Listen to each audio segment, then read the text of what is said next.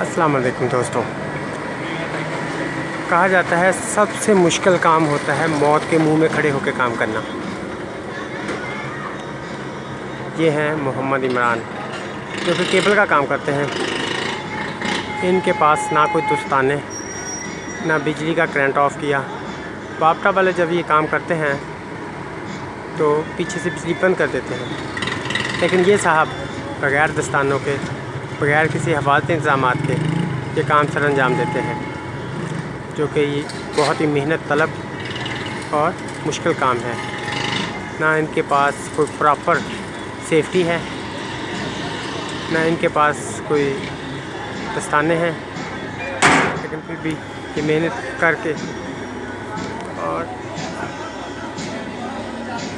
ये है जी मोहम्मद इमरान जो कि कितनी बारीकी से अपना काम सर अंजाम दे रहे हैं। ये आप देख सकते हैं। ये